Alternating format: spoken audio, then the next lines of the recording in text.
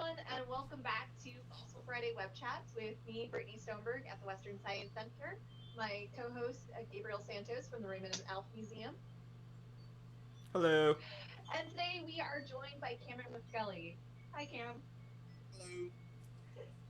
So Cam has a really cool presentation set up for us today. If you're not familiar with the prehistory of Georgia, he is going to give us a great education into that area's deep fossil history. So a little bit about Cameron. He is a paleontology educator and a self-taught paleontologist and geologist who lives in the metro Atlanta region in Georgia. His main focuses are in deep time geology, historical geology, and the paleontology of the southern United States. So thanks again, Cameron, for joining us today. We're really looking forward to Thank, this talk. thank you for having me. Greatly appreciate it. It's an honor. Yeah, I've been really excited for this. If you are not following Cam on Facebook on Twitter, please do.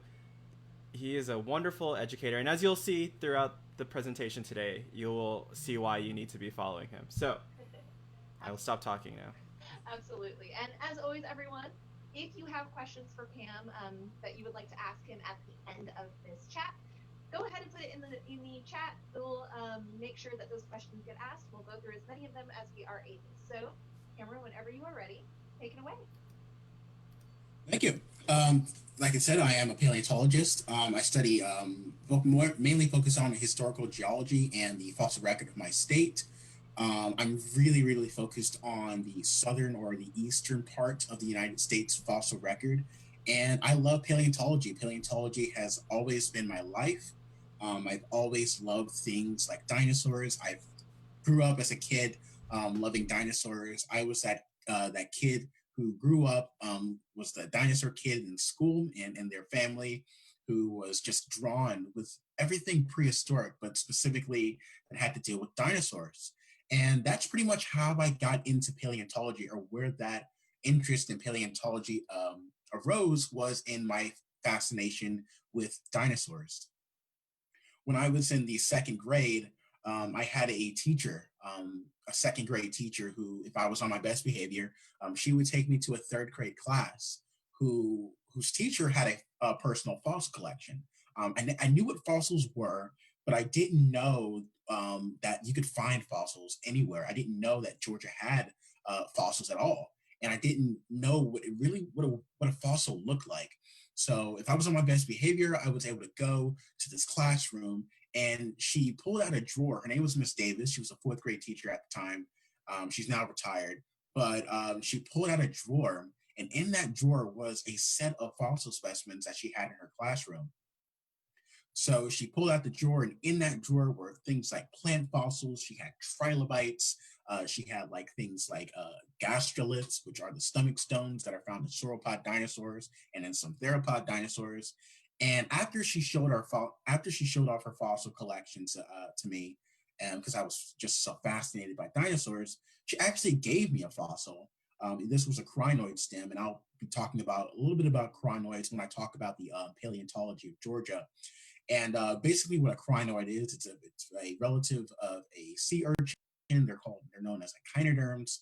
And she gave me one of the stem pieces of a crinoid. And after that, I was just fascinated. I really started to get an understanding of what fossils were, where you can find them, and what type of rock that you can find them in. So that was around when I was about 6 or 7 years old.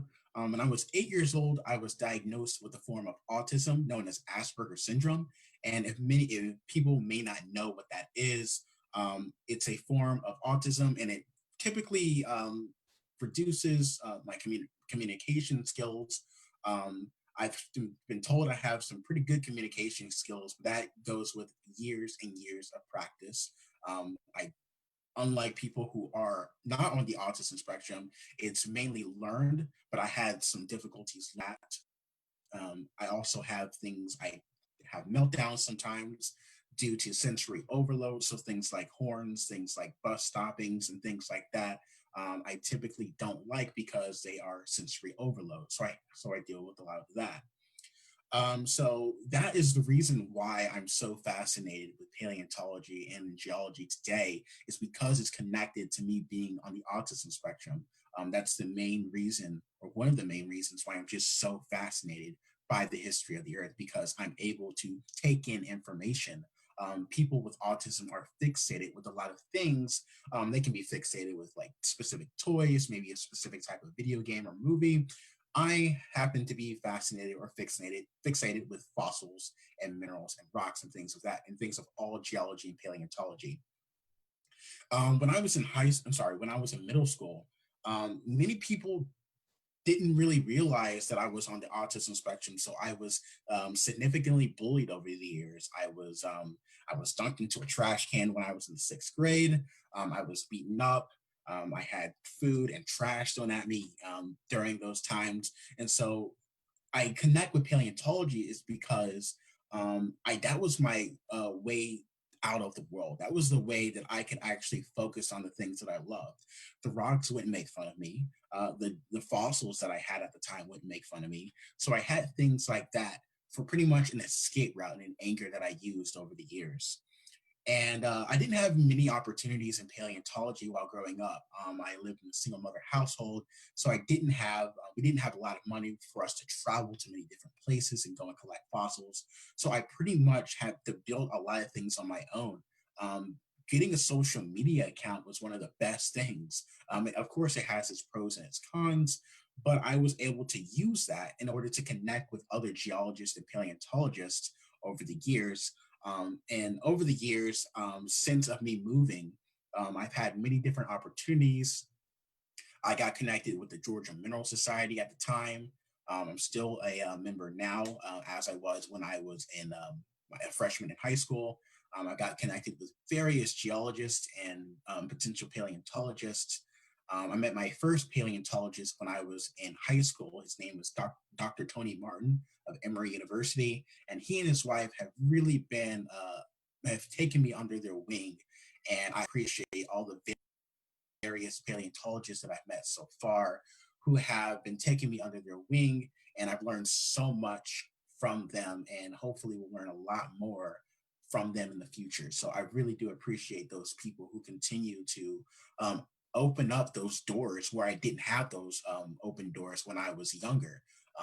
Having not having those opportunities, and so opportunities for people who may not be in an area where those opportunities are, I think is super important to have.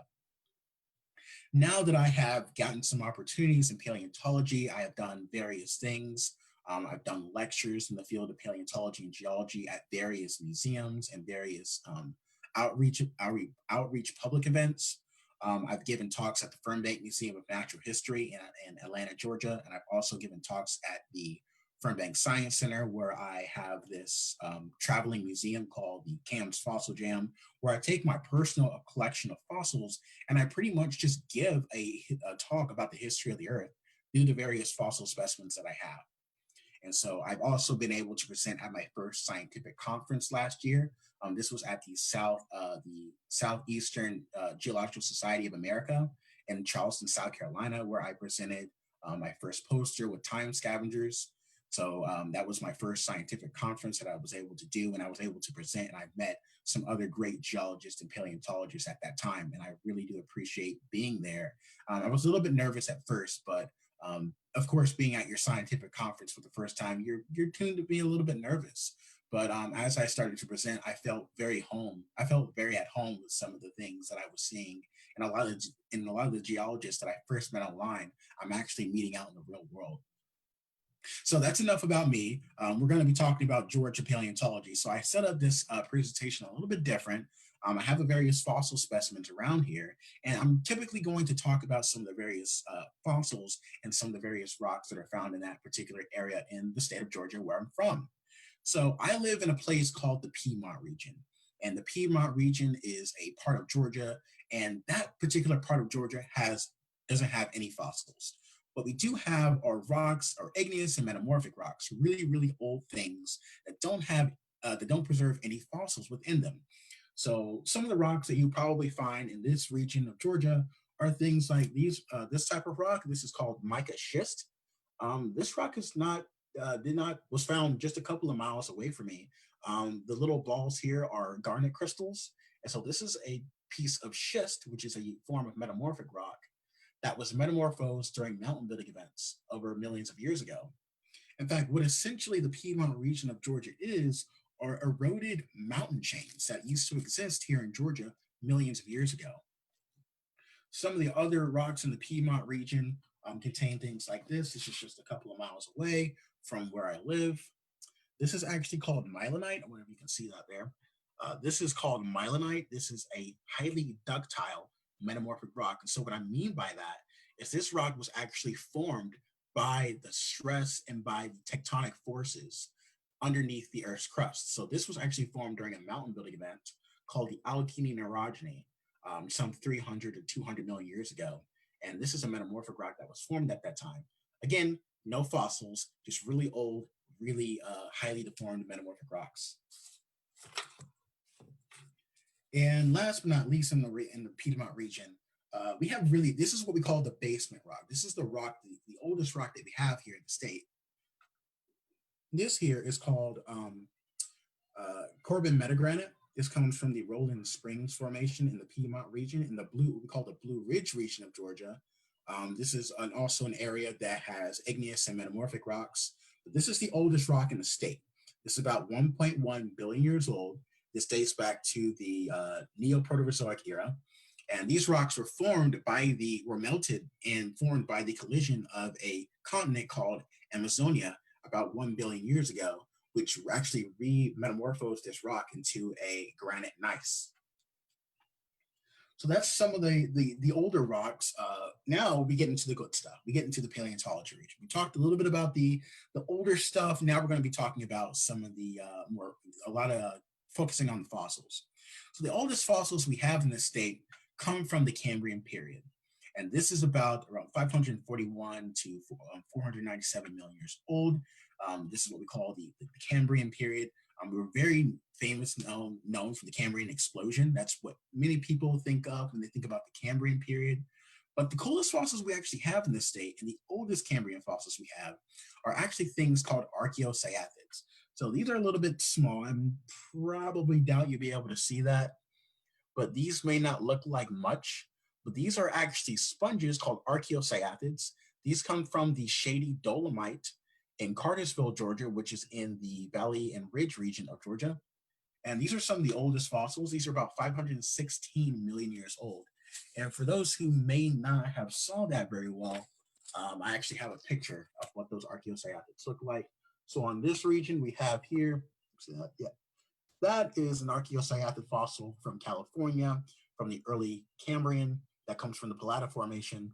And then here, this gives you an indication of what an archaeocyathic setup would have looked like. It kind of would have looked like a vase-like structure. And over here, this is what some of the archaeocyathids look like. So you had this high deposition of carbonates and deposition of sandstones that started to form. And the archaeocyathids are the oldest fossils that we have. But the very most common fossils we have are trilobites. And trilobites, of course, are my favorite fossils. I love trilobites. They're the first fossil that I came across and the first fossil that I ever found. And we actually have a pretty good trilobite record. This is called Espalaspis. This comes from the Upper Cambrian portion or the Late Cambrian portion from Georgia. And typically how you find these things is they're in thin beds of shale. Shale is a sedimentary rock that forms in deep marine deposits. And typically what you do is you split open these fine beds of shale, and in that, what if you can see right here, that is the positive and negative of a thoracic segment from a trilobite. So that right there, this comes from a formation called the Conasauga Shale. This is found in the Valley of Ridge region. So there are specific locations where fossils are found. The Valley of the Ridge region and the Appalachian Plateau region are where those oldest fossils are found. And then we have the coastal plain region, which is where the youngest fossils are found.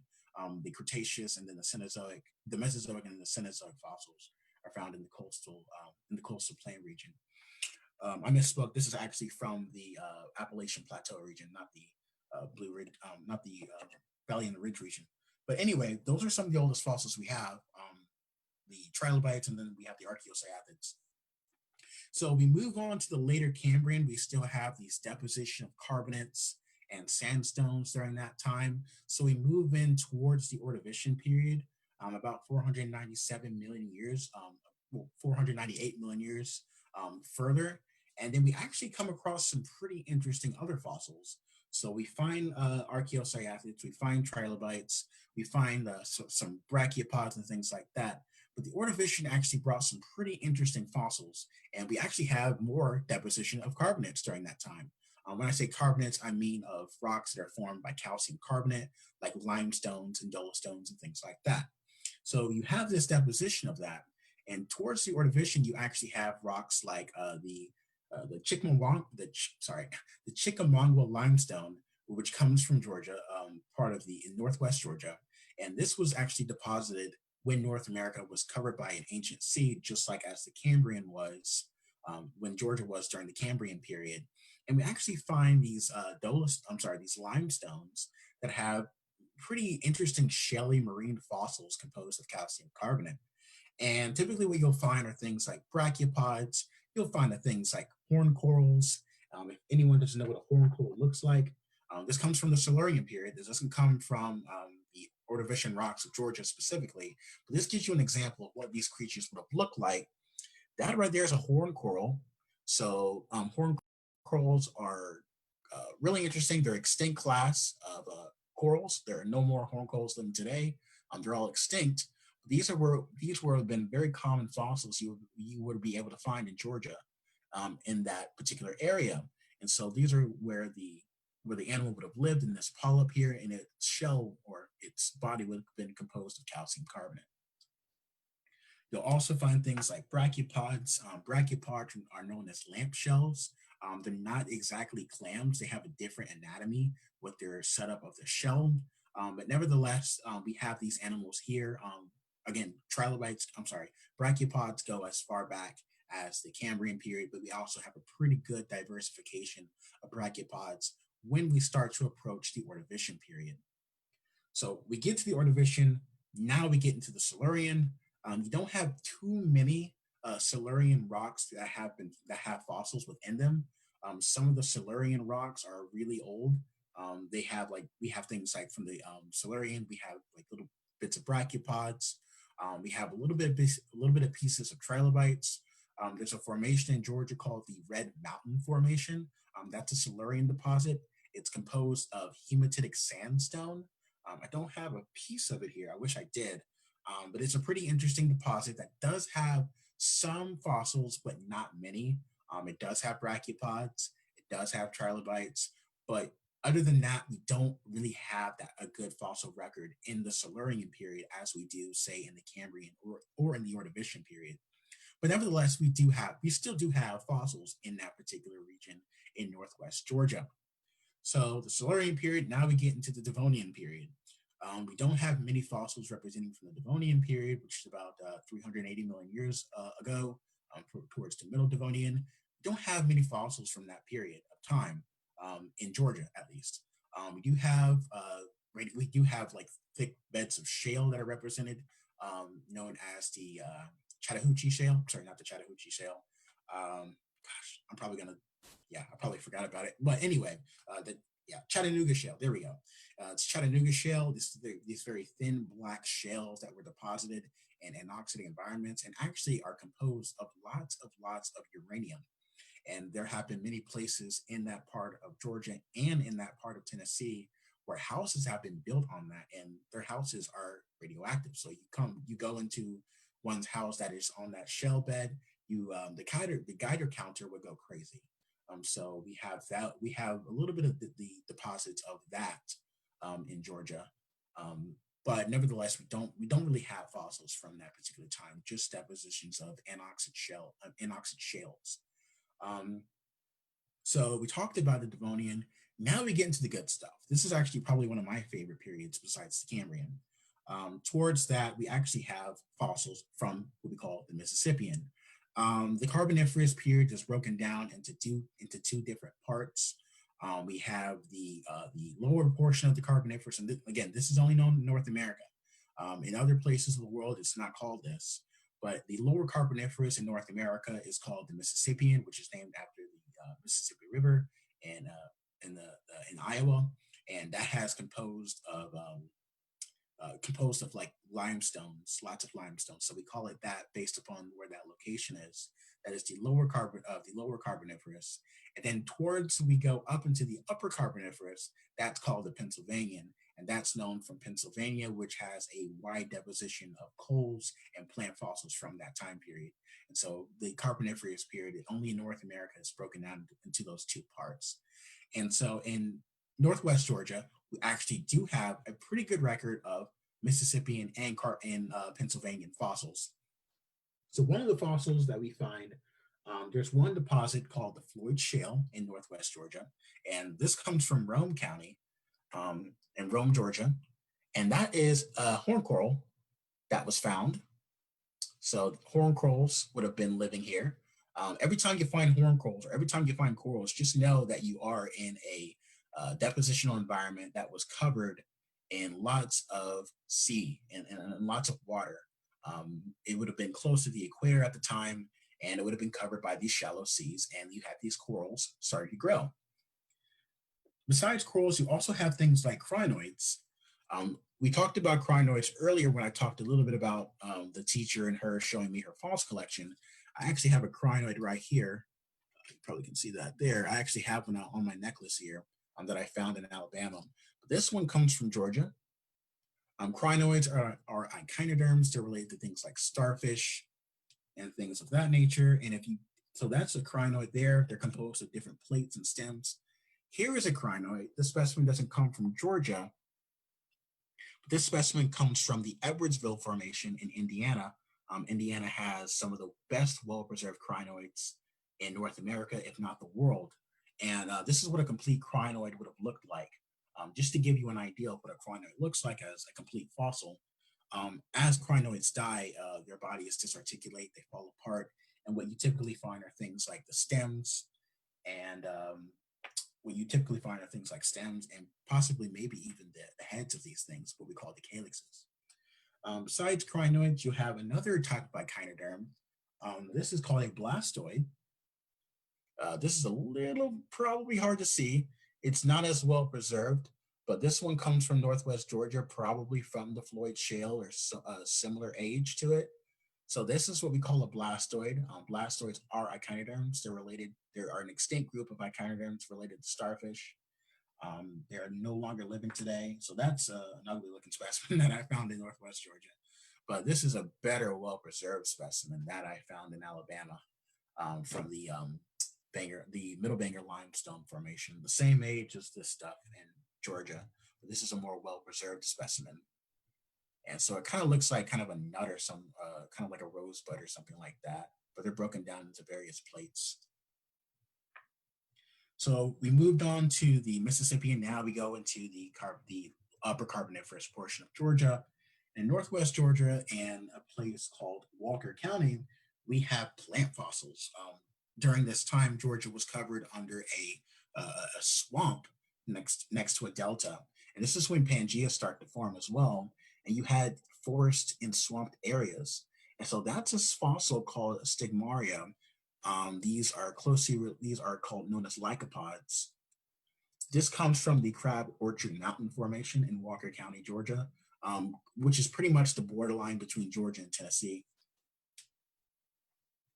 This is about 300 million years old. We also have things like other plants and other lycopods. Let's see if you can see that here. Yeah, they're in very, actually I'm moving it upside down. So that right there is a plant fossil. They're in these very black shales. So we find a lot of these in Georgia in the upper Carboniferous portion of Georgia. And so as we start to move in as the Carboniferous starts to end, we start to move into another period. This is called the Permian. We have no Permian fossils. I don't exactly know why that is. There was probably no deposition of Permian sedimentary rocks during that time. But we have a famous place in Georgia called Stone Mountain. And Stone Mountain is actually composed of a quartz monzonite, which is an igneous rock. And we actually have this that started to form. And so that is quartz monzonite. It has the very similar composition as granite, but it's a little bit different. It probably has a little bit of cooler. It probably cools a little bit different from other granites and other igneous rocks, but we have this giant just dome of granite, or this giant dome of quartz monzonite that we have in the Permian. That's the only thing that I believe that we have a Permian in Georgia. So as the Permian started to end, you got the Great Dying and you got things like that. You had the intrusions of granite and other silicon magmas during that time. Instead of that, we actually see once we get into the Triassic period, we have little, very, very little Triassic deposits. I haven't read too much on it in Georgia. We have little. And when I say little, I'm talking about scraps, and none of those scraps have any fossils within them. But we don't even really have fossils from the Jurassic period. But hang on, the youngest rocks in the Piedmont area are rocks like this. This is called diabase, which is a plutonic igneous rock. These are rocks that were formed by the separation of Africa and the east coast of North America, and they formed these rocks here. So this is the youngest rock. This is called diabase or dolerite, and these rocks were formed by the separation of the east coast and the east coast of North America and Africa, eventually creating the Atlantic Ocean. So those are formed by the early Jurassic period. Now, this is where we get to the good stuff. Well, everything here is good in Georgia, but this is some of my favorite stuff, and this is the stuff that I really do a lot of research on and read about, are the Cretaceous fossils in Georgia and the eastern part of North America. Now, before you say we have dinosaurs, I'm going to answer that question. Yes, we have dinosaurs. Now, they're nothing like dinosaur skeletons that you find in Western North America. We don't have Tyrannosaurus rex. We don't have any of those types of guys. We don't have ceratopsians like Triceratops. Instead, what you do find are disarticulated remains or fragmentary remains of dinosaurs. So you'll find a limb bone here. You'll find maybe a tooth here. And the reason why that is Georgia was underwater during the late Cretaceous period. So you don't have terrestrial deposits that preserve dinosaur fossils, like complete skeletons and things like that. And some of the dinosaurs that are found here in Georgia are things like, say, hadrosaur dinosaurs, like duck-billed dinosaurs. We have early tyrannosauroids called Appalachiosaurus that is found. It was originally found in the Demopolis Chalk in Alabama, but its fossils were started to be found in the 1970s and here in Georgia. We have various Cretaceous deposits like the Blufftown Formation in the coastal plains in Georgia. In Stewart County, we have the Ripley Formation. Both of these, the Blufftown Formation has dinosaur fossils, and the Ripley Formation has other types of fossils. This is a shell called Exogyra ponderosa.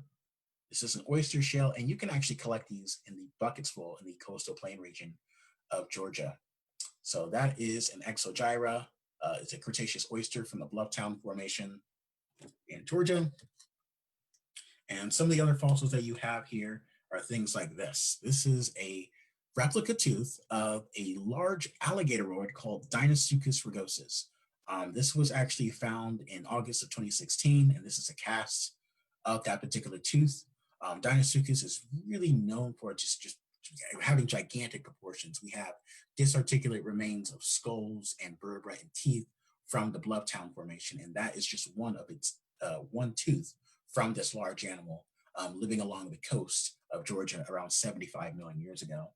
So this would have been the apex predator during that time, feeding on some of the duck-billed dinosaurs. And we even have evidence of Deinosuchus bite marks on coming from the disarticulate remains of things like Appalachiosaurus, this early tyrannosauroid that existed in the eastern part of North America. So quite interesting. We have very different species of sharks, different species of bony fish, soft and hard-shelled turtles. You have Mosasaurus. And if you guys may not know what a mosasaur looks like, it's this creature right here. We have things like this. We have mosasaur vertebra and teeth from this creature. We also have long-necked plesiosaurs. So think of the Loch Ness Monster. We have those fossils here. We have the teeth and we have the vertebra coming from those animals. And we also have like various different species of, we have like petrified wood found in those marine environments. The only thing that we don't have, oh, I forgot to mention, we also have raptor dinosaurs. We have bits and pieces of the toe bones from raptor dinosaurs. So think of like a feathered velociraptor. We have things like that. I think it has been identified as Sonornitholestes, but it's still open for debate. We've only found disarticulated remains of them, not a complete skeleton. We also have ornithomimid, and we only have one. If you guys don't know what an ornithomimid is, you remember that famous scene from Jurassic Park where I think Tim says, "Oh, they're flocking this way," and you have that herd of Gallimimus coming. Well, those are the group of those dinosaurs are those ostrich mimic dinosaurs called ornithomimids, and those we actually have one fossil from an ornithomimid found in Georgia.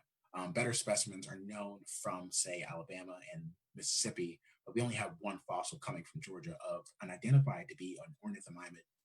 So their fossils are interesting. We got dinosaur fossils here, which is great. Again, poor record of dinosaurs, but at least we still have them. And that's what's cool to me, that we used to have dinosaurs here in Georgia, roaming around the Georgia coast 86 to 75 million years ago. Towards the end of the Cretaceous period, you had you had the late Cretaceous mass extinction 66 million years ago. Unfortunately, you don't have the representation of that extinction event, and that's recorded in the marine sediments or any of the terrestrial sediments in Georgia. You actually have better sediments in Alabama and South Carolina, where that KT boundary, or KPG boundary, I should say, is exposed. So we're done with the dinosaurs. You got the extinction of the non-avian dinosaurs 66 million years ago. Then we start to move into the Cenozoic, the more recent organisms, the more recent life. And what we have here are things that were formed, or rocks that were formed during what we call the Upper Eocene. So this is around 30 million years ago, 40 million years ago or so. And in Georgia, we have this deposition of limestone, and we actually have a pretty good representation. In fact, I would actually argue that we have a better record of Cenozoic fossils than we do with some of the older stuff and then some of the Mesozoic fossils. We have a fantastic record of Eocene and Oligocene fossils. So I don't know if you can see that, but that is actually an echinoid. That is a sand dollar. This comes from Clinchfield, Georgia, and this comes from the Travola Limestone Formation about 40 million years ago. And so that is an echinoid that was actually found in Georgia. So echinoids are echinoderms. That is a sand dollar. It's about 40 million years old from the Travola Limestone Formation.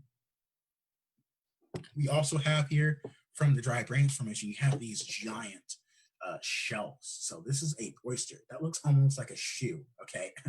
That looks like a giant shoe. That is an oyster. This is called Crassa oyster gigantisma. And gigantisma is a pretty good species name because it's pretty giant. This is a oyster that would have lived on the bottom of the ocean floor 40 million years ago when Georgia was covered under a shallow tropical sea during that time.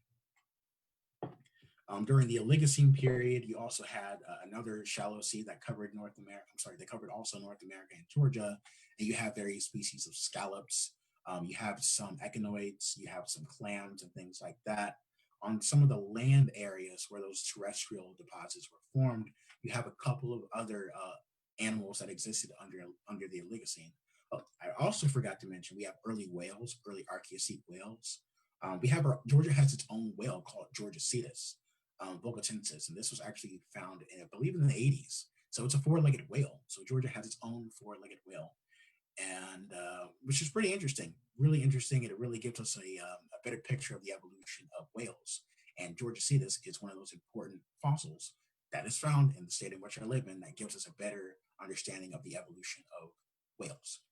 So we have Archaeocene whales, we have things like Zygorrhiza, we have things like Basilosaurus, and we also have Georgia cetus.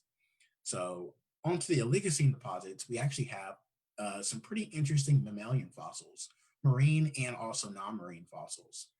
Some of the non-marine mammalian fossils that we actually have that was just recently uncovered about a couple of years ago are entelodonts. So think of your famous like war pigs or hell pigs. One of the more famous ones that are known from the Oligocene deposits in North America, in Western North America, are things like Archaeotherium, I believe it's the name that it's called. And this tooth that is found in the region, it doesn't belong. We don't really know if it belongs to Archaeotherium, but based on some very similar teeth that are found, we have been able to identify it as being from a hell pig, from an entelodon. Georgia has a really good record of some of the larger sharks as we move into the Miocene period, about 5 million years old or so, years ago or so. And actually, the shark tooth is actually Georgia's state fossil. And so you can find shark's teeth, Cretaceous shark's teeth in Georgia, and you can find a lot of Eocene shark teeth, but the very famous shark teeth that are known from this state are things like from the megatooth sharks. So the one and only megalodon teeth here. This is a megalodon tooth that was recovered from the Georgia coast. I did not find the specimen. I have never found a megalodon tooth in my life. I wish, maybe one day as I travel more. But that is a megalodon tooth that comes from the coastal region of Georgia. And megalodon is very, very famous. I should say that megalodon is the species name. Carcharicles is the genus name. There's a debate going on right now whether it should be called Otodus or whether it should be called Carcharicles. I like to say Carcharicles. Other people say Otodus, but it doesn't really matter to me. So what you're looking at here is the back of the tooth, and megalodon teeth would have been in the jaw like this, and they've actually constantly would have replaced their teeth all over their life. So this is one of the reasons why we have such a good record of shark's teeth found in across the world, is because shark's teeth or teeth in general are very easy to preserve rather than some of the soft parts of organisms. And sharks don't have hard parts. They actually have these things. Their skeletons are composed of cartilage, and that's really hard to fossilize. And so the teeth of megalodon teeth, or the teeth of sharks, are composed of calcium phosphate, which preserves very, very well in the fossil record. So megalodon teeth like this are some of the more famous fossils that Georgians love to pick up along the Georgia coast. So shark's teeth are the state fossil of Georgia. We have such an incredible and a great diversity of fossils. Some of the more famous fossils, including the megalodon tooth, includes the large megafauna. So this includes mammoths, we have mastodons, we have giant ground sloths, we have bats, we have jaguars. Some of the more famous are this fossil here is actually a jawbone that was actually found very close to the Georgia-Florida line in Camden County. This was actually found in the 1980s when a couple of construction workers were actually trying to dig out a subway. And this is the jawbone that they actually found. And this jawbone has been identified as an animal called a gomphothere. These are one of these early elephants, or the group name would call it the proboscideans. The tooth would have been sitting right here in this section right here. So this is actually the jaw section of one of these early elephants that existed during the Miocene period. Along with animals that lived during that time, we have early horses. We have giant armadillos like glyptodonts. We have things like I said, giant ground sloth. There are two species, two genuses of giant ground sloth. One is called Erematherium, and the other one is called Paramylodon. So we have these giant ground sloths that existed during that time. You had different armadillo species. You had just so much a diversification of some of the early Pleistocene megafauna that did exist here in Georgia about 11,000 years ago. And so we have such a diverse record of fossils in Georgia. And I'm very happy that I was able to share my knowledge and being able to share the fossils with you. Deep time is something that is just almost unimaginable. We can go out to an outcrop and we can look at layers of rocks, but it's so hard to imagine that those layers of rocks were formed under environment over hundreds of millions of years ago. And so the more that we go out there, the more that we can find fossils, the more we can understand about geology and paleontology, the better we can understand the future of this planet. And so I think deep time in general is one of the most fascinating concepts in geology, because it allows us to able to put ourselves and be able to understand a lot about ourselves through the concept of deep time, this vast expanse of geological time in the Earth's history. And so, if anyone has any questions, I will be happy to answer them.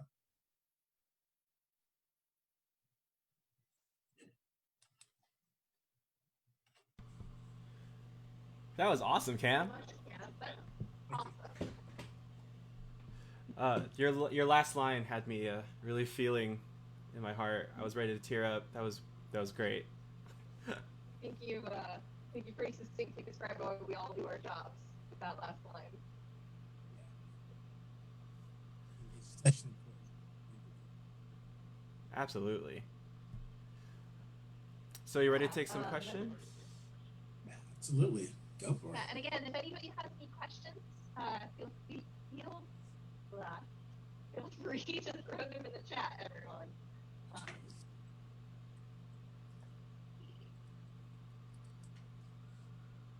No questions yet, but we still got some time, so no worries.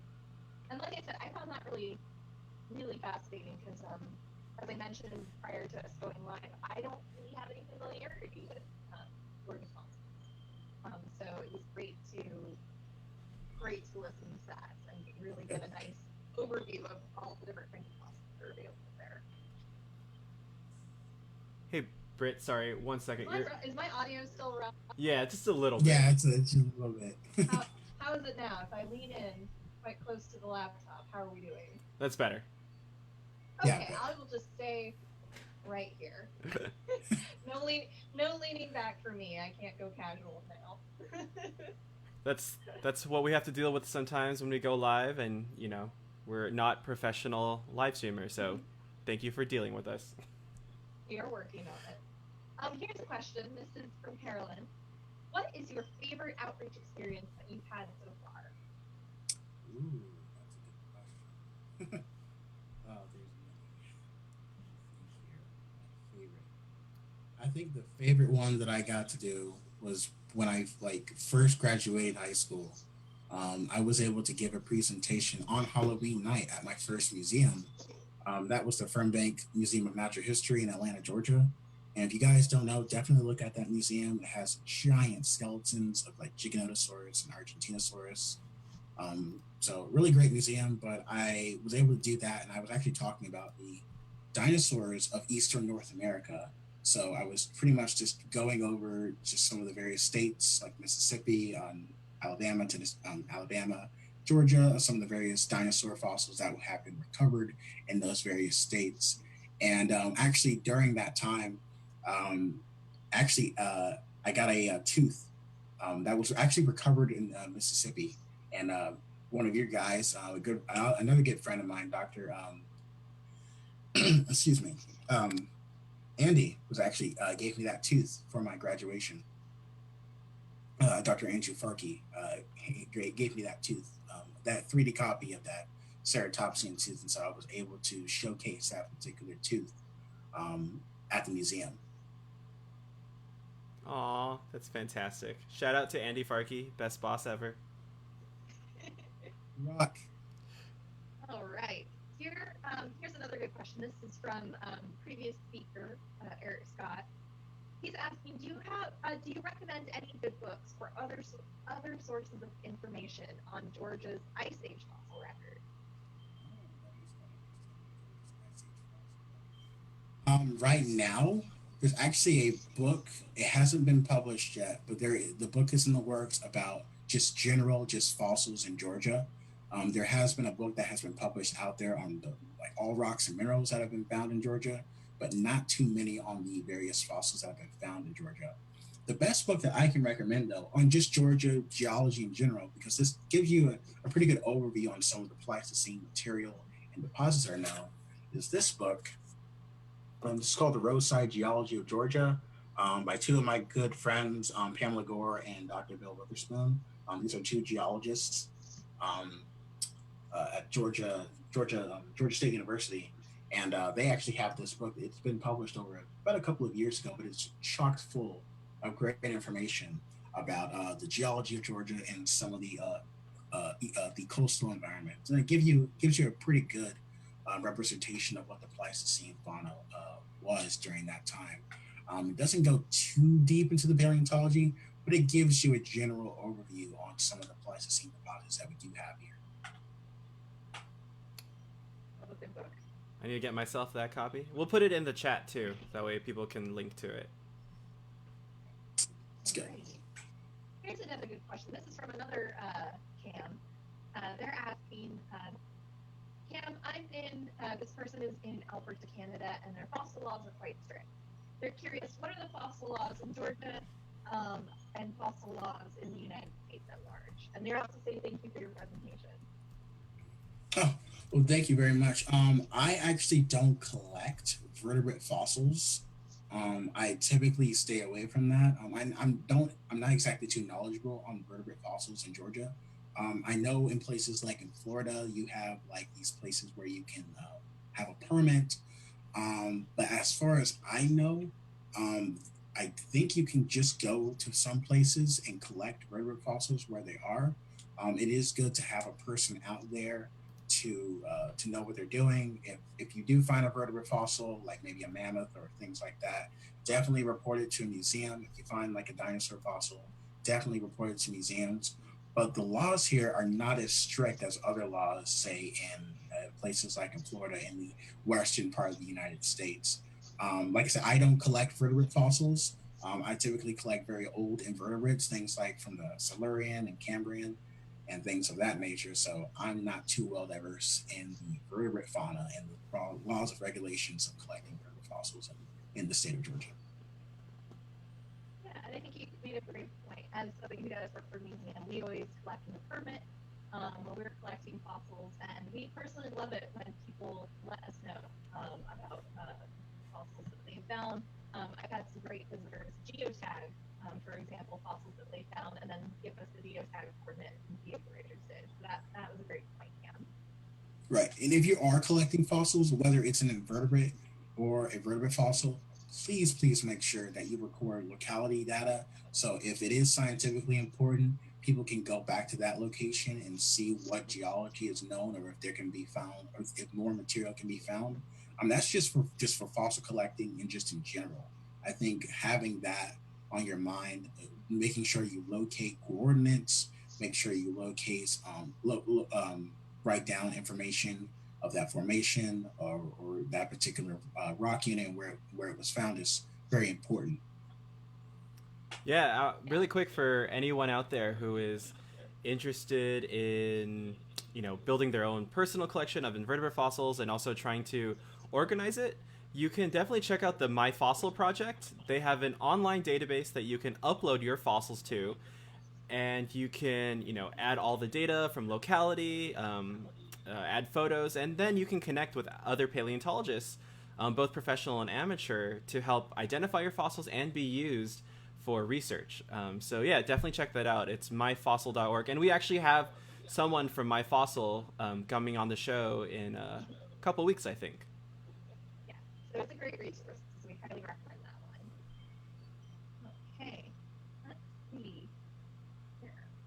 This one is actually from Andy Berkey. So Andy's asking, what do you think is the area of Georgia paleontology that has the most potential for major advances or major discoveries to fill in gaps in our knowledge? That's interesting. Good question. I honestly think the Pleistocene fauna that we have here in Georgia is quite interesting. There has been recent things that have been published on things of like bison and early horses that have been found here in the state of Georgia. So I think the Pleistocene is one of those areas of Earth, an area in Georgia where that time period that can fill in the gap of what was here during that particular time. Some of the older stuff that we actually haven't found here. There have been recent discoveries of stromatolites that have been found here in Georgia. I have seen those specimens, and I've actually seen them being cut in half. Beautiful. And if people don't know what a stromatolite looks like, I forgot to mention this earlier in my talk, but that's a stromatolite. That one doesn't come from Georgia, but it gives you a good representation of these algae mounds that existed during the Cambrian period. And so this definitely is able to help us to fill in the gap on the earliest parts of history in the Georgia fossil record. So the fact that we actually have these creatures here, the fact that we have stromatolites here, gives us a pretty good representation of what was here during the earliest parts and the latest parts of the Cambrian.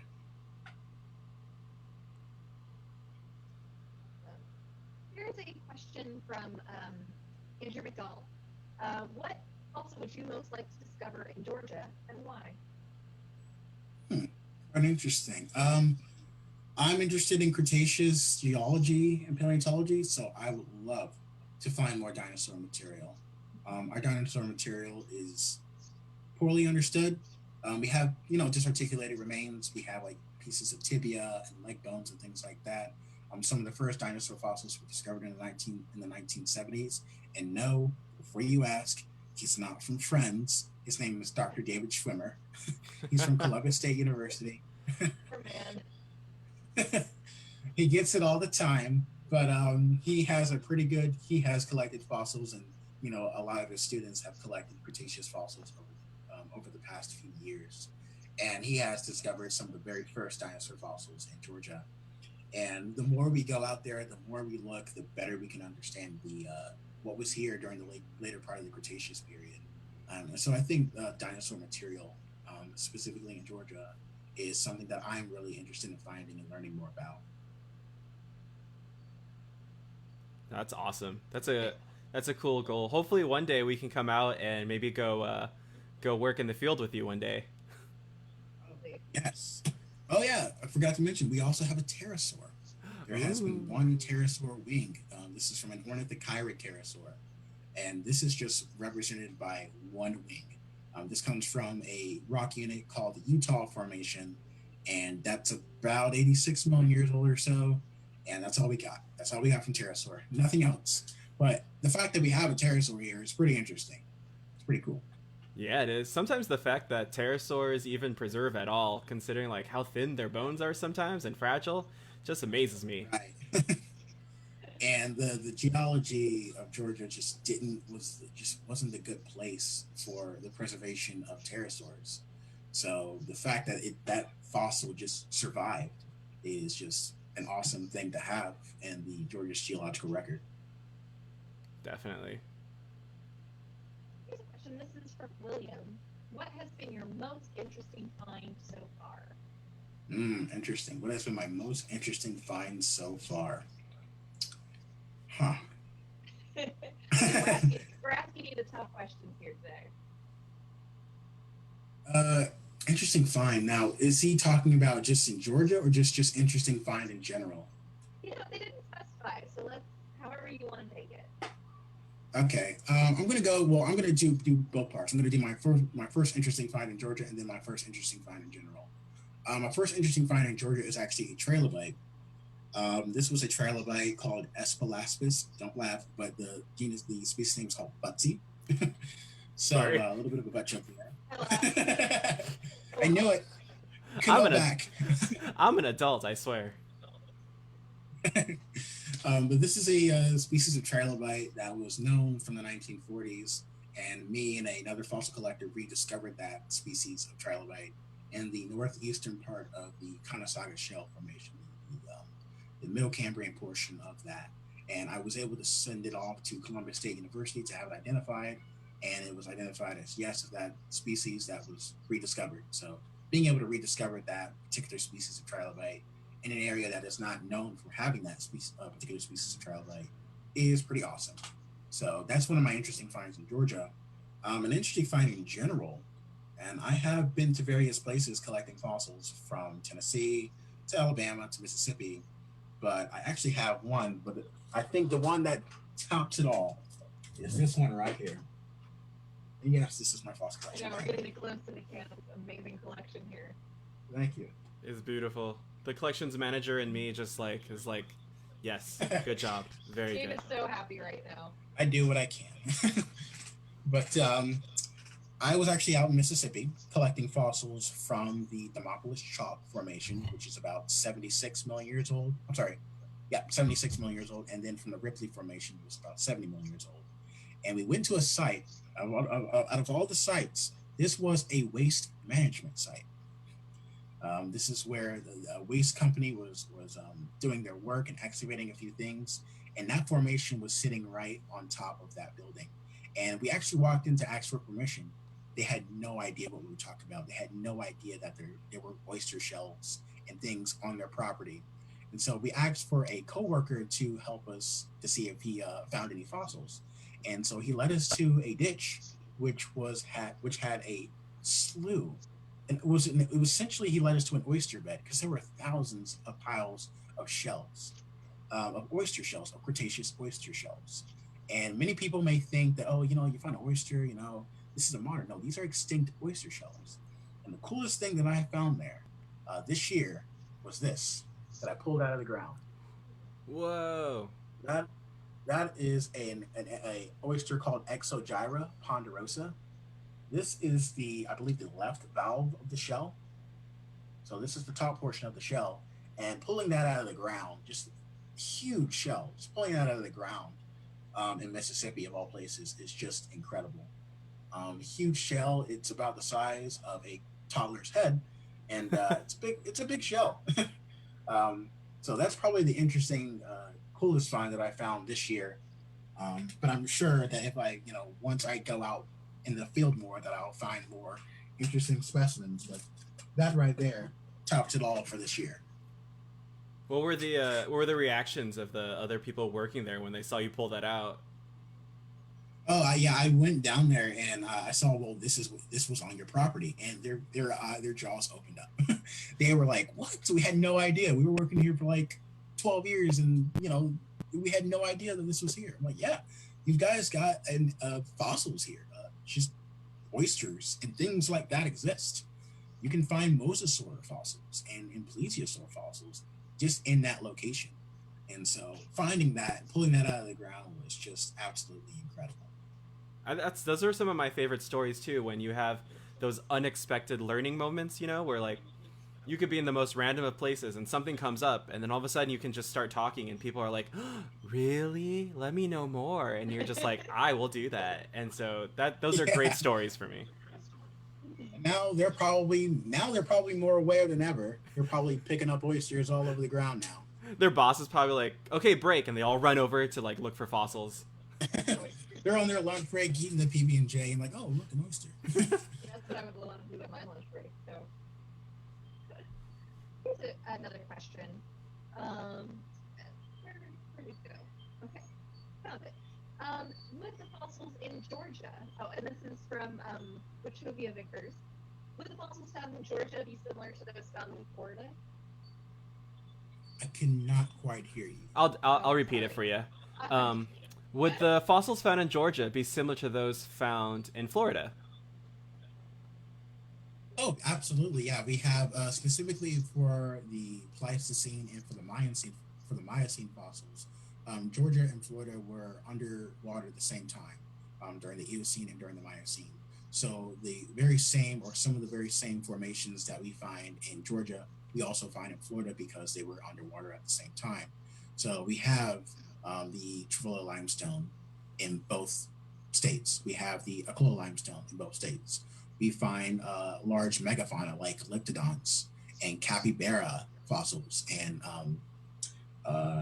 mastodons and things like that in Georgia, and giant ground sloths. So the megafauna here and some of the fossils that are found here are very similar when those places were underwater a couple of million years ago or a couple of thousand years ago. So they are not that far behind.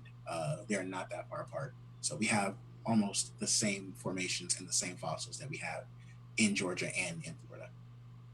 If that leads to a cool callback to one of our previous episodes. If you want to learn more about some really cool fossils from Florida, check out Jeanette Perlow's talk from a few weeks ago, I believe. Time is so bad for me now since we're in month 3 in quarantine. But yeah, definitely check out Jeanette Perlow's, where she starts to talk about mostly mastodons four tusks proboscideans from Florida, but she also talks a lot about some really cool specimens from there. Jeanette And then also mentioned that last year. Oh, you did? Yeah, I got to meet her last year at a fossil workshop that I went to in Gainesville, Florida, and I got to see the Gainesville Natural History Museum in Florida. And it was really great meeting her and getting to meet the My Fossil Project team. She's great. She's wonderful. Oh yeah, everybody in the Florida and the My Fossil Project team are really great people, just good friends and awesome scientists. So yeah, definitely a shout out to everyone down in the Florida team. And I've seen the stuff from the location from Mulbrook. Oh my gosh, it blew my mind. So The good. stuff, the Gomphotheres are just, oh my gosh, it's incredible preservation. I'm like, I wish we had this stuff here in Georgia. I wish this preservation was this good. Come on. Yeah, and if you're interested in another video that's at least a little bit about Florida, Michael Beigler, also a previous speaker, actually took us on a little bit of a field trip through Florida. So that's another interesting video if you guys are looking for more information about paleontology in that area. Yeah, he's great too. He's, everybody from Florida is really Oh yeah. cool. Alrighty. Do I think we have one or two more questions? Do we got time? Yeah. Can we do it, guys? I think we have time for like Yeah. 2 more questions. Okay. All right. So if there's any more questions after that, I'm so sorry that we didn't get to them. We'll try and answer them afterwards if we can. Where this is from DJ. Where are good outcrops to find fossils in Georgia? Good question. Sadly, we don't have. So I live in the Piedmont region, and so I don't have access to things like fossils. Like I said, all we have are metamorphic and really old igneous rocks. They're not boring. They're interesting. Just don't have any fossils in them. But there are some outcrops. You can go down near the coastal plains in Macon, and there are outcrops of limestone where you can find things like sand dollars and scallops. There are places in northwest Georgia where there are shale deposits where you can find trilobites. I found lots and lots of different trilobite fossils from Georgia. Close to the Tennessee-Georgia border, you can find plant fossils from the Pottsville and from the Crab Orchard Mountain Formation. There are a couple of places where outcrops of rocks with fossils do occur. The only problem with that is just where that location is, and if you can get access to those places, because some of those places are on private property, and there are places where you may not be able to collect. There are some places where those outcrops are there, but it may have been controlled by a mine at one point, so you have to get permission to the mine owner to try to go and collect some of these various fossils from those locations. But there are places such as like the coastal plains near Savannah, Georgia, where you can find things like megalodon teeth and mammal fossils and things like that. So we have outcrops, but we also have good marine deposits that you can just find along the Georgia coast and pick up shark's teeth and things like that. And our final question, which I think is a fun one to end on, this is from Logan, who is 12. They're asking, what is the most common fossil found in Georgia? What is the most common fossil found in Georgia? Good question. I would probably have to go with the shark's tooth. The shark's tooth is the state fossil of Georgia, and you can find shark's teeth pretty much in you can find them in Miocene deposits here in Georgia, and you can find them in Cretaceous deposits. You can collect you can collect shark's teeth by the bagfuls in some places along the Georgia coast. And so I think that shark's teeth in particular are the most common fossils to find. It really depends on where you are. If you're close to the Tennessee-Georgia border, you can find things like plant fossils. Those are very common. But specifically the most common vertebrate fossil, I think, are the shark's teeth and that are found in that. So hopefully, Logan, if you get a chance, definitely go to Savannah because we've got meg teeth.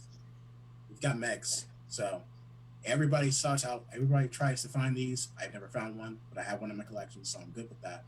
But if you go out to the Georgia coast, try to look for megalodon teeth and shark's teeth. They're very common. Well, thank you again, Cam. This was super informative, and I really enjoyed it. So thank you very much for having me. Absolutely. I loved it. Yeah, hopefully we'll be able to. Sorry. Go for it, Gabe. I was gonna say, hopefully we'll be able to see you at a conference soon. Maybe not this year, but hopefully in the next year we'll be able to really meet up in person and be able to talk more about how cool the fossils are, and maybe talk a little bit more about education. Oh yeah, definitely. Awesome. Well, as always, guys, join us next week for another couple of Fossil Friday web chats. And if you would like to support our museums, there will be information to do that after the live stream closes. So thank you so much for joining us. Bye, everybody. Bye. Bye.